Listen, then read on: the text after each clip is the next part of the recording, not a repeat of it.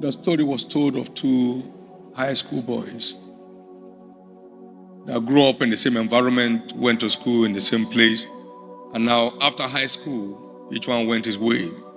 One was working from one fast food store to one restaurant and other store. And after 19 years, he was still worth $7.50 an hour. Now, his companion, 1 year after leaving school, had read 600 books. How many? It's still, I don't care whether it's a pamphlet or what. He's read 600 books, has developed capacity. By the time they met, the storyteller said they were continents apart. This other young man who has developed capacity through a voracious reading culture made possible by self-discipline was worth $200,000 an hour, while the other one was worth $7.50, jobbing from one restaurant to another in quest of how to eat free. No, people work in restaurants, eat free. You have to eat what to go so you can be sure it's not poisonous. So they eat and they eat a lot. So if you have a kitchen with 10 people, you are feeding about 15 people because you eat 1.5 the regular food. Amen. He was just eating for free all about and selling off his destiny for nothing. He had no budget for food because he eats free. Even when he's not on duty, he goes there to go and see how they are cooking as an experienced cook or steward. While someone else was building capacity behind closed doors through the dent of self-discipline. We need to get acquainted with this, that you are only classmates in school. After school, there are no classmates. Each one finds his class. Each one finds his class. And self-discipline is what defines the limits of what class we find ourselves.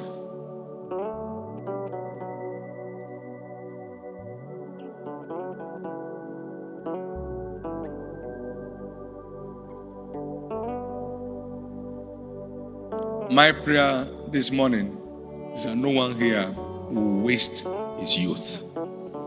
And no one here will waste his life. It's a lot. It takes discipline to make the most of anyone's life. It takes high level discipline.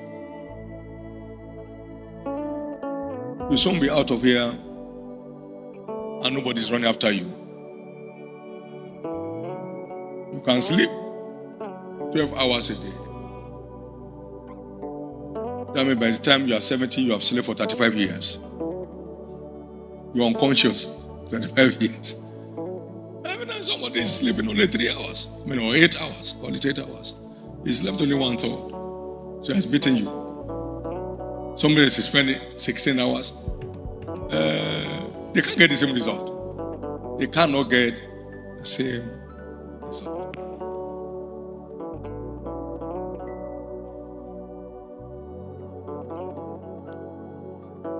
There is this man called Benjamin Franklin that had 2 years formal education, but would rather do without food and spend that money to buy books in developing the future he aspired to see. It's not enough to see the future you desire to see. It's important to be willing to pay the price to realize it. He literally taught himself how to read and write, and what a celebrity, what a destiny.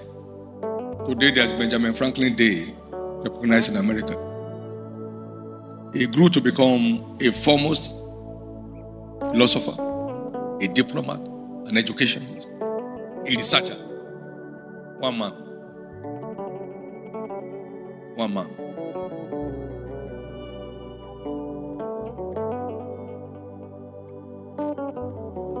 Michael Faraday was a lab attendant, developed himself to a point where he became the envy of his professor.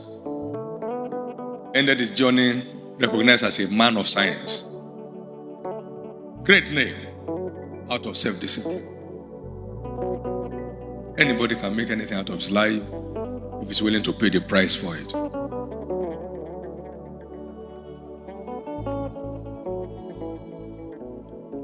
The busier you are, the freer you are from the evil vices of the day.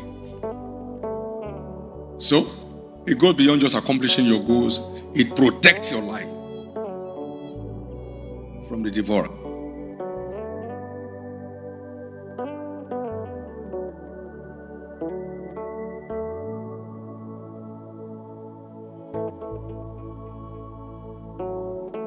Therefore, everyone must rise to take his destiny in his hand. We all know that a year is made up of only 52 weeks, and a week is made up of 168 hours. Now, 1 year, therefore, is made up of 8,736 hours. It's not that long.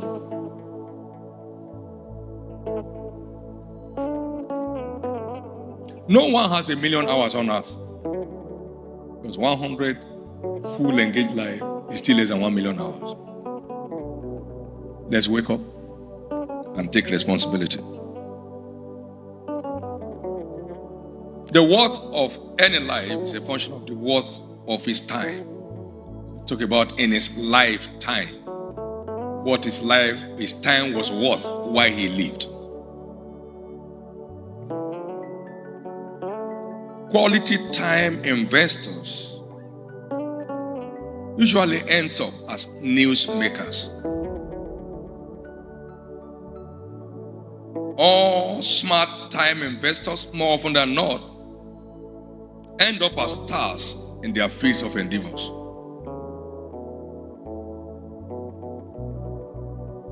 That's why those who make news hardly watch them. Their time is invested making news for those to watch, to have what to watch. The Playboy magazine once asked Bill Gates, "We hear you don't watch TV." He said, "No, I'm not immune to the lures of TV. I just try to avoid it. But I have no satellite wires passing across my house." Those who make news hardly have time to watch them. Their time is fully invested in making more news than those who must watch as their own calling in life. We have what to watch. In most cases, those who stay by the news hardly have their names mentioned. But they are there. Some even turn it on to go to bed.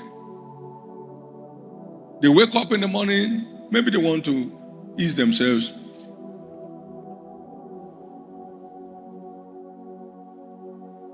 What's happening in Spain again? In Senegal? What's happening? So, what time do you now think? Someone shut their phone in the night while they are sleeping. Another will be on silence. So it can be interrupted 5 times, 6 times a night. Hello? Hello? Oh, wrong number. It's not necessary.